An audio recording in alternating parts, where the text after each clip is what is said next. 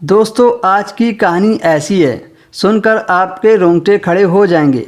ये कहानी एक लड़की की है जिसका नाम काजल था। वह हमेशा अपने चेहरे को ढककर रखती थी। वह अगर अपनी घर की गाड़ी में भी जाती तो अपने चेहरे पर दुपट्टा बांध लेती थी। बहुत कम लोग ही उसे चेहरे से पहचानते थे, पर उसे इस बात का बड़ा गर्व था कि कोई उसे नहीं पहचानता और ना ही किसी को उसकी सुंदरता का एहसास था और ना ही उसकी उम्र से। लेकिन एक दिन काजल के ड्राइवर ने एक ऐसी बात कही जिसे सुनकर वह हैरान रह गई। उसने अजीब सी नज़रों से गाड़ी के शीशे में से ही ड्राइवर की शक्ल देखी। वह बहुत गंभीर मालूम पड़ रहा था और उसने फिर से अपनी बात को दोहराई। इस बार ड्राइवर की नज़र काजल से टकरा गई तो काजल ने तुरंत ही अपनी निगाहों का रुख बदल दिया। वह कह रहा था कि मैडम, बस एक मौके की बात है और फिर देखना कि मैं आपको कितना खुश करता हूँ। आप भी क्या याद करोगी कि किस आदमी से पाला पड़ा है। आप मेरा एहसानमंद रहोगी और बार बार मुझे ही मौका दोगी। ड्राइवर की बातें सुनकर काजल घबरा गई।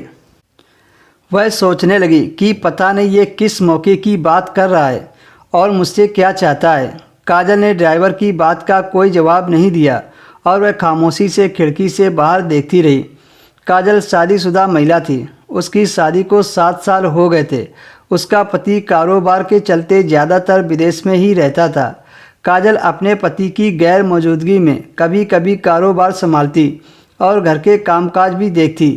काजल ने अपने सारे नौकर भरोसे के काबिल रखे थे, इसलिए उसके पति को काजल को अकेला छोड़कर जाने में कोई परेशानी नहीं होती थी। लेकिन काजल का पुराना नौकर मोहनदास कुछ दिन पहले ही छुट्टी लेकर गांव गया था और इसलिए उसके पति ने एक नए ड्राइवर को उसकी जगह रख दिया था। उस ड्राइवर का नाम सुरेश था। सुरेश भी एक अच्छा ड्राइवर था, लेकिन आज अचानक सुरेश ने उससे जिस तरह से बात की थी, काजल को बहुत डर महसूस हुआ था।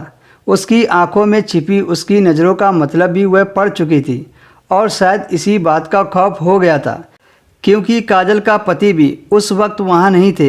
एक पल काजल को ख्याल आया कि वह ड्राइवर की बात मान ले। एक दिन काजल ने ड्राइवर से कहा,